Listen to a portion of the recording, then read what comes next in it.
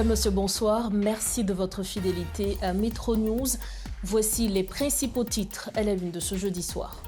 Moins de 48 heures après, un bouleversement à la tête de la direction départementale de l'Ouest, DDO1 de la police nationale. Un violent incendie s'est déclaré dans les locaux de l'institution située au Champ de Mars, dans le centre-ville de Port-au-Prince. L'objectif du feu dans le départ a été observé dans une pièce logeant. Plusieurs bureaux restent inconnus pour l'instant. Plusieurs personnes ont été tuées, dont 3 membres de brigade d'autodéfense à Chandelle, non loin de Liancourt, lors d'une attaque perpétrée par des bandits armés mercredi.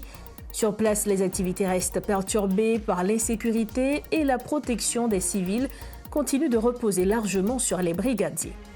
Et puis alors que certains observateurs critiquent cette initiative gouvernementale, le Bureau intégré des Nations Unies en Haïti a réuni une 50aine d'acteurs de la société civile pour discuter de la mise en œuvre du Pacte national pour la stabilité et l'organisation des élections.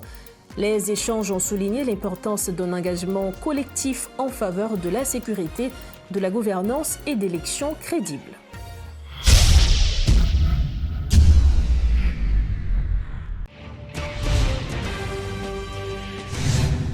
Bienvenue au développement des titres de l'actualité. Moins de 48 heures après un bouleversement à la tête de la direction départementale de l'Ouest, DDO1 de la police nationale. Un violent incendie s'est déclaré dans les locaux de l'institution située au Champ de Mars, dans le centre-ville de Port-au-Prince. L'événement a créé une scène de panique, forçant des employés à fuir, tentant de sauver leurs dossiers et des matériels sensibles. Les pompiers se sont ensuite dépêchés, maîtrisant cet incendie dont l'origine reste pour l'instant inconnue. Depuis plusieurs jours, le climat reste serein aux environs de la DDO1, suite au remplacement contesté du commissaire Jacques Adair par le commissaire Yvon Cantave, ce dernier étant perçu par les riverains comme l'homme de la situation. Comme on le disait en titre, la situation est particulièrement tendue dans le département de l'Artibonite, théâtre des attaques des gangs armés. Contrôlée par le gang Grand Griffe, cette région est constamment en proie à la violence. Une attaque des bandits à Chandelle près de Liancourt a fait plusieurs morts mercredi, dont 3 membres des organisations d'autodéfense.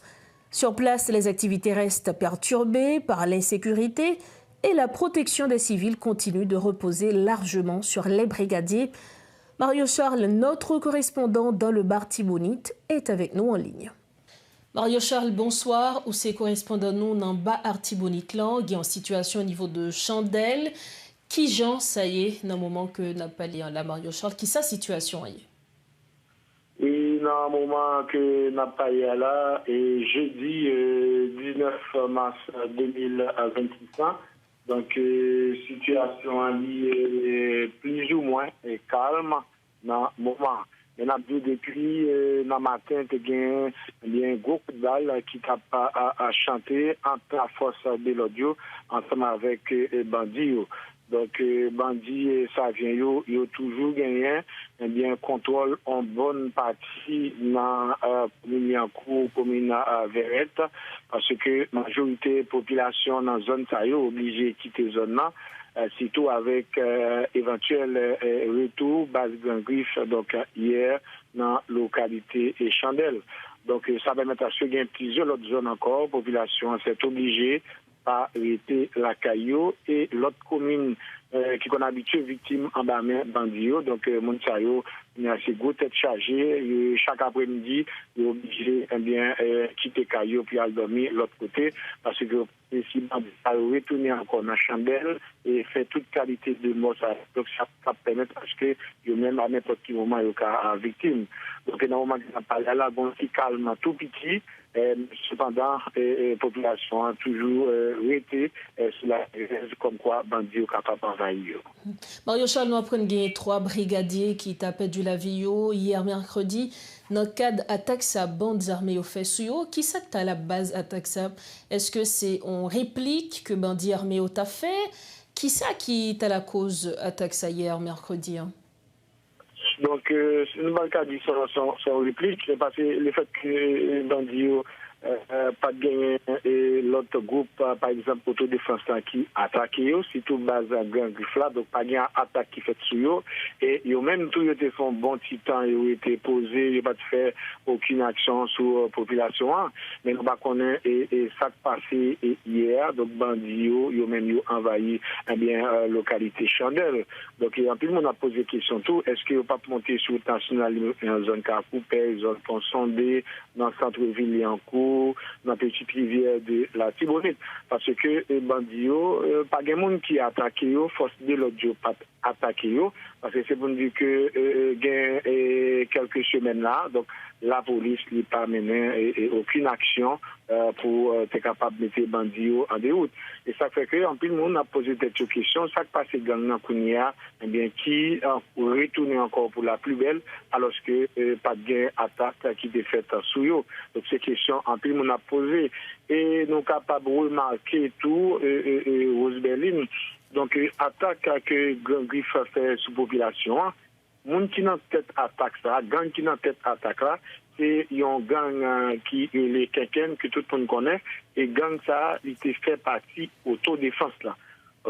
C'est un gang qui connaît toutes les couloirs qui gagnent dans Liancourt, dans la petite rivière de la Tibonite, dans Chandelle, parce que il était avec monsieur Sayo, monsieur qui fait partie autodéfense.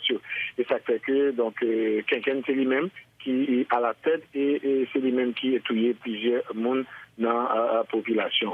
Donc la situation paraît compliquée et la population a demandé la police pour qu'ils soient capables de prendre responsabilité par rapport à Bandia, bandits qui voulaient retourner pour la plus belle dans la région Baza-Tibonite.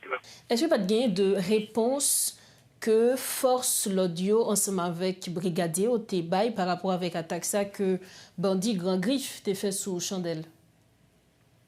Oui, il y a une réponse qui va, mais la police a limite. La police n'a pas en Verrette, dans Liancourt, il fait des va-et-vient, mais côté action a passé, donc la police par rapport à gagner un contrôle situation. Et de temps en temps, ils sont capables de des déclarations, bandits toujours actifs. Divers endroits sous la population. Mais véritablement, la police a mettre pile à terre pour mettre les bandits en déroute ou bien tout à fait bandits retourner à l'ambassade. Ça vient. Et Mabdou, Chandelle, Liancourt, ces zones qui est vraiment éloignées. Base Saint-Gufla dans ça vient. C'est dans une commune petite rivière de la Tibonite. Et il faut traverser le fleuve la Tibonite. Donc, pour aller dans la zone, parce que ça, c'est que les bandits, ils traversent, ils passent, il y a la théorie de la population. En plus, on a posé question. Donc, si la police réellement voulait démanteler le gang, il était capable de serrer le gang pendant qu'il a retourné. Parce que l'action qu'il fait, ce n'est pas la caillou, c'est là dans la caillou, c'est dans l'autre commune qui est allée et il fait caillou. On fait quoi? Donc, si la police réellement combat gang, donc il était capable de tout barrer gang lorsqu'il a retourné dans le Bazou, dans sa vient. Et nous avons tout dans la zone 4e section communale Saint-Marc, Rose Berlin, il y a un autre groupe gang. Et parce qu'on connaît que le gang lui-même est divisé, il y a plusieurs branches dans la gang Savien. 4e section dans la zone qui est Robert, donc en plus le monde a couru par le fait de la présence de gang là, dans la 4e section communale Saint-Marc, mais zone là aussi zone qui est très éloignée des bandits, ils disent rêve, c'est bien capable de venir pour nous prendre ces marques, faire un seul, ensemble avec les talibans qui sont en Maui. Et ça qui est la cause, en plus, on a réfléchi là, bien sûr, la police n'a pas de pieds la tête, donc capable d'envoyer surtout la population c'est ma cause. Mario Charles, merci en pile pour précision ça au côté pour nous. Merci beaucoup. Bien, d'accord, merci Valérie. Donc, on est capable toujours informer les amis auditeurs radio, télé, métropole. Au moment opportun, donc, pas bien, ils ont évolué de situation. Merci encore. Voilà donc les précisions de notre correspondant dans le bar Tibonite, Mario Charles, concernant la situation qui règne dans le bar Artibonite. Merci de votre fidélité à Métro News. Des organisations sociopolitiques issues d'horizons divers continuent de réclamer la mise en place d'un exécutif bicéphale à travers un accord inclusif. Le docteur Jean-Enold Buteau estime que le monocéphale fait l'affaire d'un petit groupe. Pas de dialogue, pas de décision en concertation. Un seul maître à bord fait tout comme bon lui semble et engage la nation, a-t-il regretté. Pour sa part, l'ancien ministre du Commerce, Jonas Kofi, a dressé un bilan alarmant des 16 mois du Premier ministre Alix Didier Fils-Aimé. Cette dernière expérience avec un exécutif monocéphale a été un échec, a-t-il conclu. Suivez ce reportage de Rodolphe Pierre-Louis. C'est une nouvelle rencontre avec les travailleurs de presse, mais les objectifs ne changent pas. La mise en place d'un exécutif bicéphale. Issu de différents partis politiques, le docteur Jean-Enold Buteau souligne, selon lui, les raisons pour lesquelles le Premier ministre maintient un exécutif monocéphale.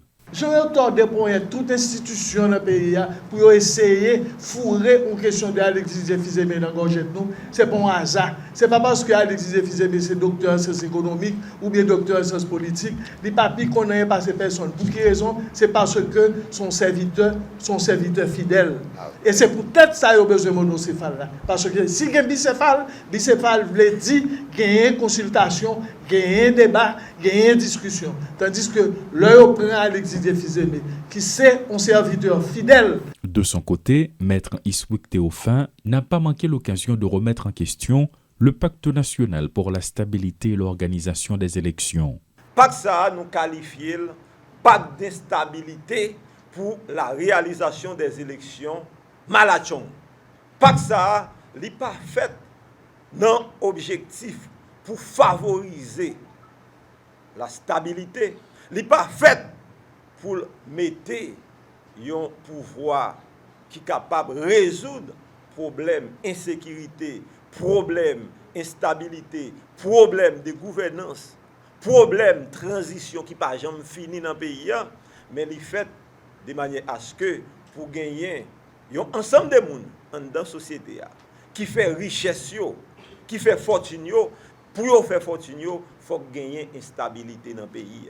Yvan Drey, pour sa part, va droit au but en évoquant l'idée d'un accord inclusif pour un exécutif bicéphale.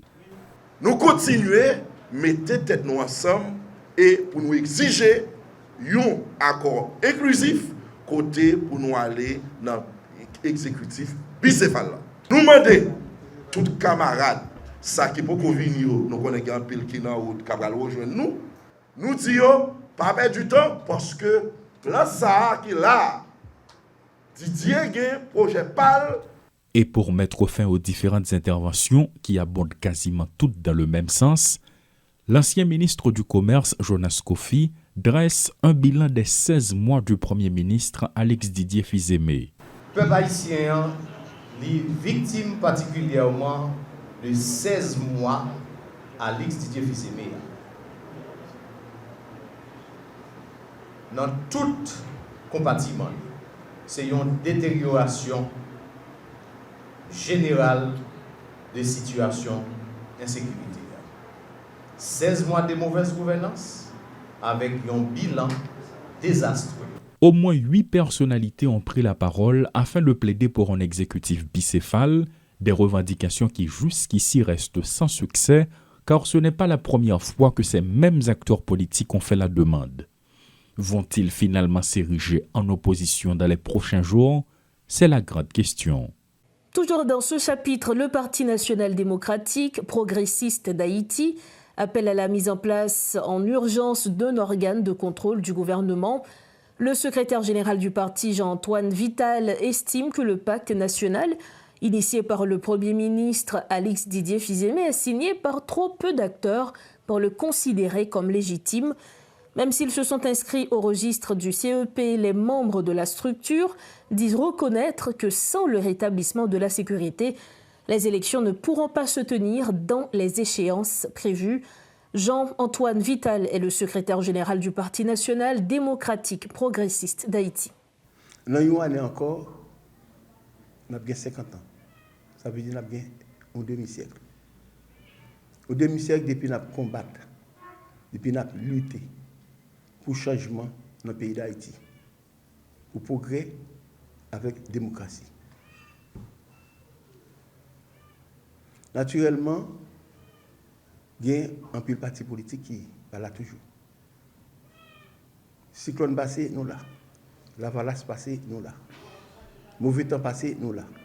Mais ça fait là. Nous là pendant 50 ans ça, c'est à cause des convictions nous. Nous là parce que nous croyons dans Haïti souveraine. Dans Haïti qui pour mettre tête. Nous là parce que nous croyons dans l'idéal de Salinière qui était pour Haïti qui prospère pour toute petite lieu. Journée aujourd'hui, c'est un jour spécial pour nous. Pour qui ça? Le moment ça tout, ça fait nous penser à mémoire fondateur parti qui parle encore. Tant que docteur Léné, Lionel Léné, tant que docteur Tuneb Delbé. C'est vrai que vous là, mais grignoter signé là, lui fait racine bien fondamentée. Parti national démocratique progressiste d'Haïti, l'un groupe initiative pour progrès avec la paix. Et ça fait notre travail pour une solution durable en crise.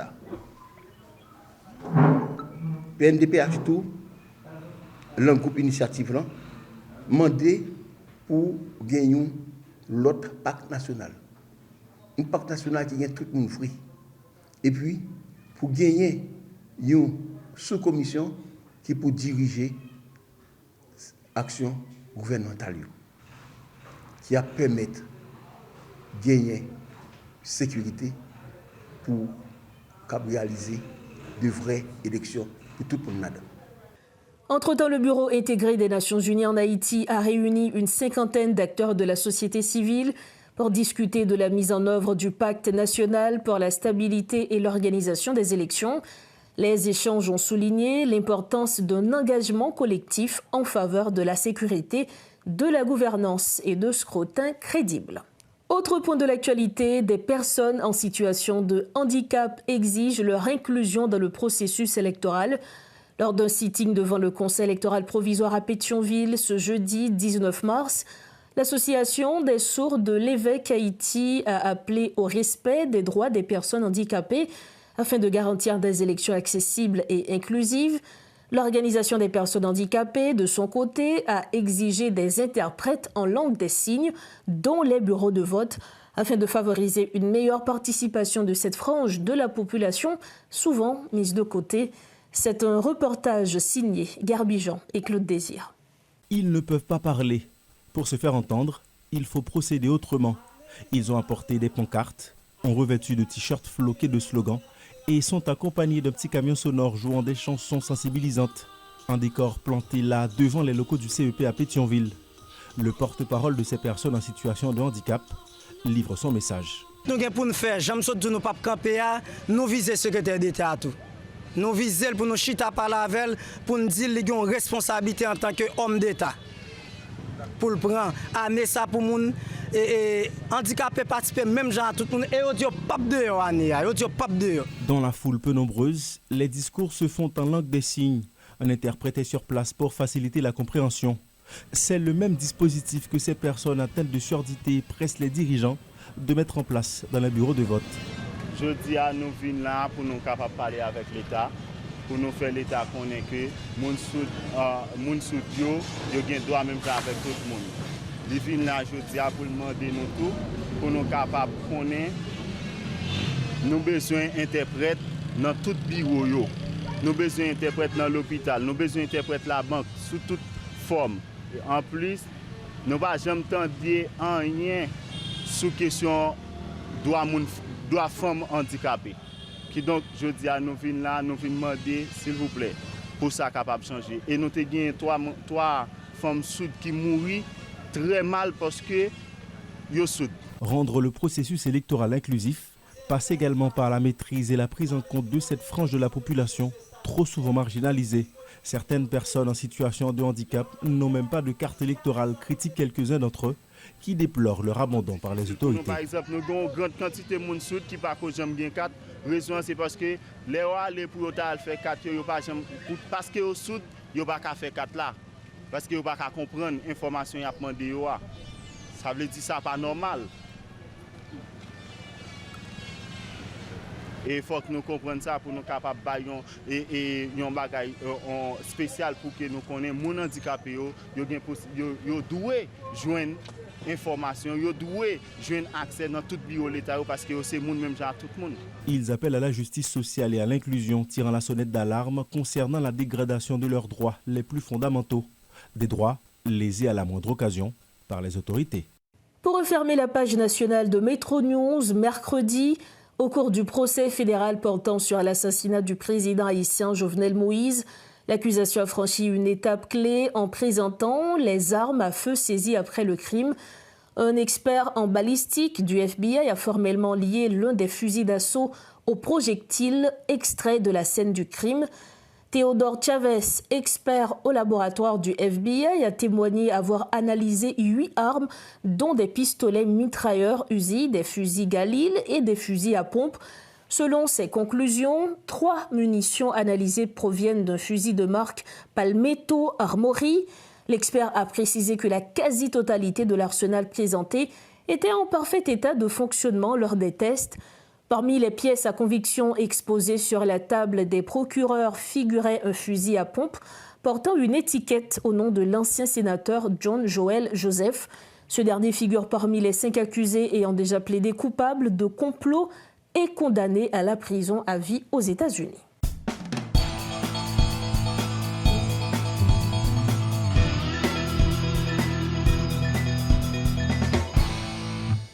Dans l'actualité internationale, le Danemark aurait déployé des troupes au Groenland par crainte d'une invasion américaine. Le radiodiffuseur public danois DR a déclaré avoir pris connaissance d'un ordre d'opération militaire daté du 13 janvier et décrivant une opération visant à organiser la défense du Groenland. Le Danemark et ses alliés auraient déployé des troupes au Groenland en janvier dernier par crainte d'une invasion américaine. C'est ce qu'affirme la télévision publique danoise DR, qui déclare avoir consulté un ordre d'opération militaire daté du 13 janvier. Un document qui aurait servi de base au déploiement des forces danoises dans ce territoire autonome alors que la tension montait. En janvier dernier, plusieurs pays de l'Union européenne, dont la France, l'Allemagne, la Suède et les Pays-Bas, entre autres, ont envoyé des troupes au Groenland dans le cadre d'un exercice de l'OTAN dirigé par le Danemark et baptisé Arctic Endurance. Selon plusieurs responsables militaires, il s'agissait d'un déploiement et non d'un exercice. Le document consulté par la chaîne publique danoise décrit une opération visant à organiser la défense du Groenland immédiatement après l'opération américaine au Venezuela qui a permis la chute et l'arrestation du président Nicolás Maduro. Donald Trump a déclaré à plusieurs reprises estimer que les États-Unis devraient contrôler le Groenland pour garantir leur sécurité nationale. Le président américain a longtemps refusé d'exclure le recours à la force militaire pour y parvenir. Pour l'heure, les autorités du Danemark et du Groenland n'ont pas réagi à ces informations. À Cuba, arrivée des premiers convois humanitaires en provenance d'Europe. Des organisations européennes viennent en aide au système de santé cubain au bord de l'effondrement en raison de l'embargo pétrolier. Les premiers convois humanitaires sont arrivés à La Havane, la capitale. Le premier convoi humanitaire en provenance d'Europe est arrivé à Cuba. Un chargement d'aide internationale qui contenait 5 tonnes de matériel médical. Alors que l'embargo pétrolier imposé par les États-Unis à Cuba a conduit le système de santé au bord de l'effondrement, un groupe d'une centaine de militants s'est rendu sur place afin de distribuer ses fournitures aux hôpitaux. Nosotros, en este caso, vemos este donativo como algo muy valioso porque son insumos y medicamentos que no tenemos en este momento y que tenemos una intención de que por parte de quien nos bloquea y quien nos realiza el cerco energético de que no lo tengamos. Por lo tanto, eso repercute en el paciente. Ces militants venus de plusieurs pays de l'Union européenne, d'Amérique latine ainsi que de Turquie sont membres de l'organisation Nuestra América. Ils prévoient de livrer au total 20 tonnes d'aide à l'île par voie aérienne et maritime. Les médias d'État cubains ont rapporté qu'une autre cargaison avait récemment quitté le Chili. Pendant ce temps, un groupe de 140 bénévoles, médecins, avocats, dirigeants syndicaux et militants se rendra vendredi de Miami à La Havane avec plus de 2 tonnes de fournitures médicales. Et puis les frappes israéliennes sur le Liban ont tué 886 personnes, dont 111 enfants et 38 personnels de santé depuis le 2 mars, selon les autorités libanaises, qui recensent plus de 2 millions de déplacés à travers le pays, selon un nouveau bilan publié lundi. Face à cette crise, les autorités tentent de s'organiser. Plus d'1 million de personnes déplacées au Liban. Un chiffre inédit, conséquence directe de l'escalade militaire en cours entre Israël et le Hezbollah. Face à cette crise, les autorités tentent de s'organiser. Au Grand Sérail, siège du gouvernement à Beyrouth, la coordination s'intensifie. Entre deux réunions, la ministre des Affaires sociales nous reçoit dans son bureau. Chaque jour à 10h, le Premier ministre réunit l'ensemble des ministres au Grand Sérail. Toutes les administrations sont présentes et la coordination se fait directement entre les ministères. Je passe moi-même la majeure partie de mon temps sur place, qui est devenu le centre de coordination de toutes les institutions, avec la cellule de gestion des catastrophes où sont représentés tous les ministères.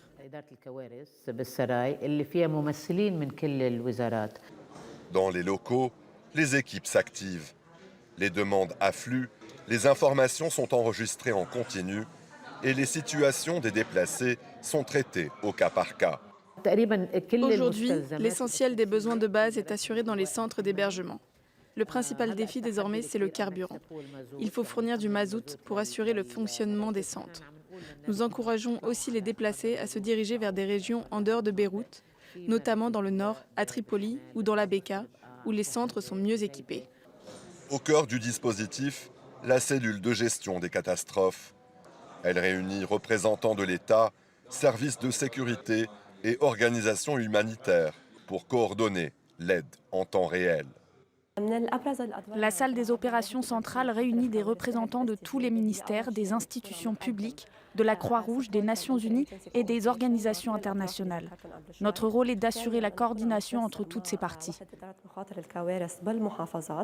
Pour suivre l'évolution de la situation au quotidien, les équipes centralisent et actualisent en permanence les données. Ce rapport quotidien porte notamment sur le nombre de centres d'hébergement ouverts, leur capacité d'accueil, le nombre total de déplacés, ceux présents dans les centres et ceux enregistrés sur la plateforme. Il inclut également des données actualisées sur le nombre de victimes et de blessés, à la fois au total et au quotidien.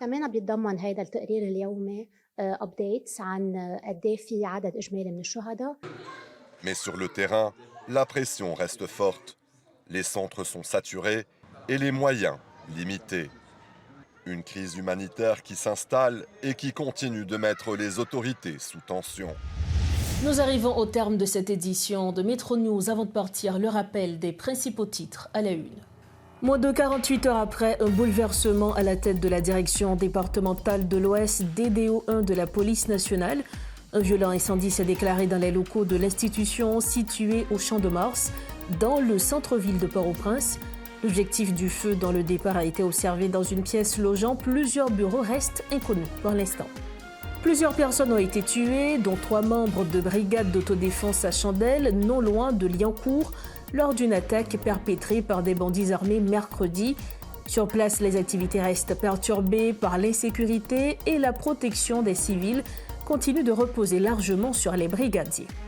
Et puis alors que certains observateurs critiquent cette initiative gouvernementale, le Bureau intégré des Nations Unies en Haïti a réuni une 50aine d'acteurs de la société civile pour discuter de la mise en œuvre du Pacte national pour la stabilité et l'organisation des élections. Les échanges ont souligné l'importance d'un engagement collectif en faveur de la sécurité, de la gouvernance et d'élections crédibles. Voilà ce qui met fin à cette édition de Métro News. Merci de votre fidélité. Merci surtout pour la confiance que vous nous accordez. On se retrouve demain soir. Prenez soin de vous. Bonsoir.